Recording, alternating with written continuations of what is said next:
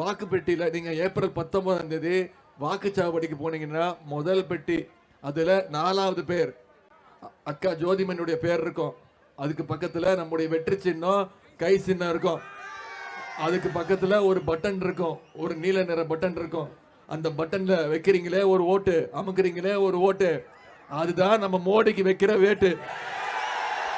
வச்சிருவீங்களா? இதே உணர்வோடு, இதே எழுச்சியோடு, இதே உற்சாகத்தோடு அடுத்து நம்ம கையில் இருக்கிறது இன்னும் 13 நாட்கள் தான். இன்னைக்கு தேதி 4, 19ஆம் தேதி தேர்தல், 17 மணியோட தேர்தல் வாக்கு பிரச்சாரம் முடியுது. அடுத்து 13 நாட்கள் இதே உற்சாகத்தோடு, இதே வேகத்தோடு பிரச்சாரத்தை நீங்க மக்கள்கிட்ட கொண்டு போய் சேர்த்தீங்கன்னா, சென்ற முறை அக்கா ஜோதிமணி அவர்கள் கிட்டத்தட்ட 4,21,000 வாக்கு வித்தியாசத்துல மிகப்பெரிய வெற்றியை பெற்று கொடுத்தீங்க. ஆனா இந்த முறை அதை விட வித்தியாசம் அதிகமாக இருக்க வேண்டும். 6 லட்சமா? நீங்க சொல்லிட்டு போயிருவ.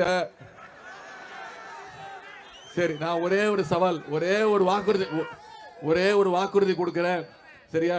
நீங்க குறைஞ்சது 5 லட்சம் வாக்கு வித்தியாசத்துல அக்கா ஜோதிமணி அவர்களை எதிர்த்து யார் போட்டிடுறாரோ, எந்த கொம்பனா இருந்தாலும் டெபாசிட் வாங்க கூடாது. செய்வீங்களா? இது நான் உங்களுக்கு கொடுக்க கூட வாக்குறுதி. அப்படி நீங்க செஞ்சிட்டீங்கன்னா நான் அடிக்கடி இந்த கரூர் மாவட்டத்துக்கு வருவேன். உங்களுக்கு தெரியும், திருச்சி மாவட்டத்தில் இந்த கரூர் நாடாளுமன்றத்துக்கு நிறைய முறை வந்திருக்கேன். எப்படியும் 2 மாசத்துக்கு ஒரு முறை வந்திருக்கிறேன். கபடி போட்டி நம்முடைய அண்ணன் செந்தில் பாலாஜி அவர்கள் இந்த மாவட்டத்தில் நடத்தாத நிகழ்ச்சியே கிடையாது. கரூர்ல,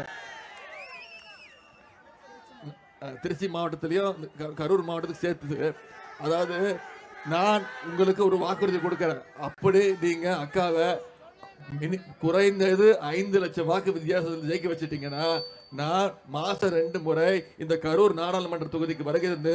உங்களுடைய வேட்பாளரோட சேர்ந்து, உங்களுடைய அமைச்சரோட சேர்ந்து, உங்களுடைய மாவட்ட செயலரோட சேர்ந்து இந்த கரூர், மணப்பாறை, விராலிமலை இந்த பகுதிக்கு தேவையான அனைத்து வசதிகள், உங்களுக்கு என்னென்ன தேவையோ அனைத்து வசதிகளையும் முதலமைச்சரை கொண்டு போய் எடுத்து சென்று சொல்லி அது அனைத்தையும் நிவர்த்தி செய்து காட்டுற முழு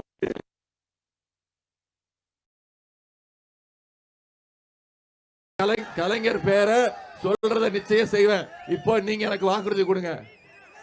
நிச்சயம் செய்வீங்களா? 100% செய்வீங்களா? பாத்துடலாமா?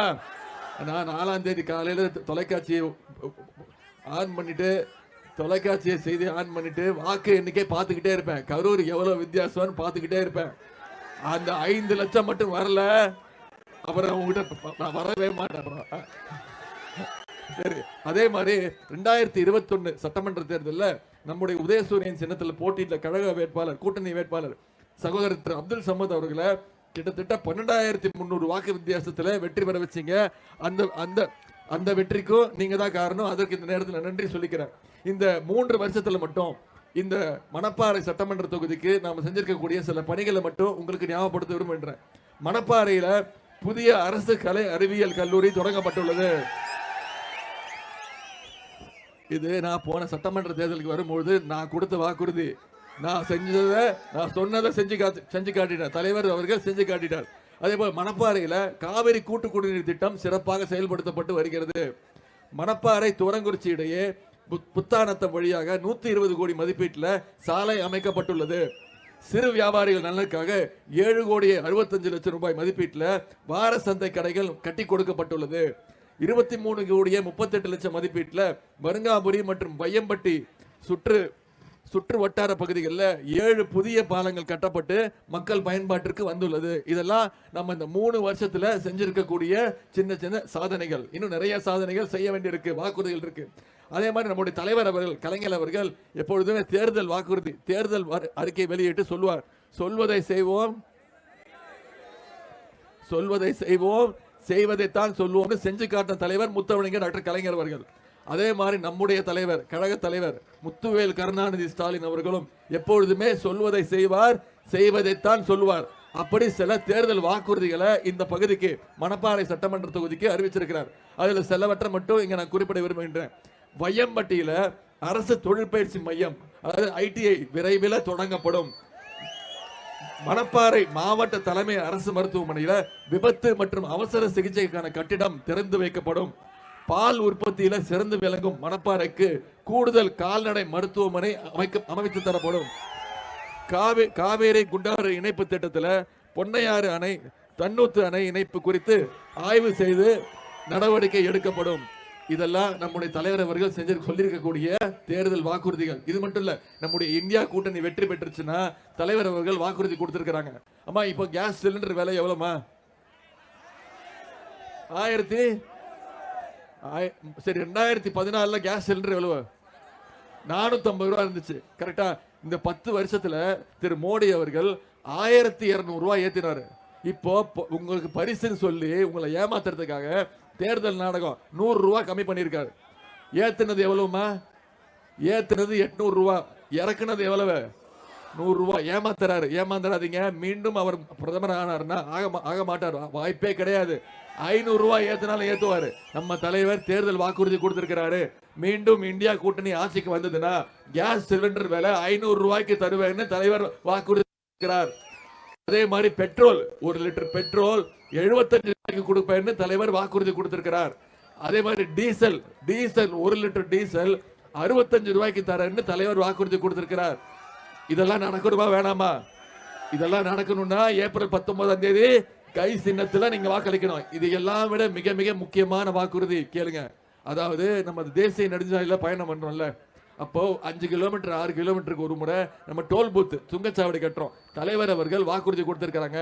நம்முடைய இந்தியா கூட்டணி ஆட்சிக்கு வந்ததுன்னா தமிழ்நாட்டில் இருக்கக்கூடிய அனைத்து டோல் பூத், அனைத்து சுங்கச்சாவடிகளும் அகற்றப்படும். இனிமே தேசிய நெடுஞ்சாலையில நம்ம பயணம் பண்ணணும்னா ஒன்றிய அரசுக்கு நாம 1 ரூபா கூட கட்ட தேவையில்லை. இதுதான் தலைவர் அவர்கள் கொடுத்திருக்கக்கூடிய வாக்குறுதி. இதெல்லாம் தலைவர் செய்வார் நம்பிக்கை இருக்கா? ஏன்னா தலைவர் அவர்கள் ஏற்கனவே சென்ற 2021 சட்டமன்ற தேர்தலில் மக்களால் தேர்ந்தெடுக்கப்பட்டு முதலமைச்சராக்கப்பட்டவர். யாருடைய காலையும் விழுந்து டேபிள் சேர் கடியில பூந்து தவழ்ந்து முதலமைச்சரானவர்ல நம்முடைய தலைவர் அவர்கள். மக்களுக்கு என்ன தேவையோ அதை செய்வார். தேர்தல் வாக்குறுதி கொடுத்தார்.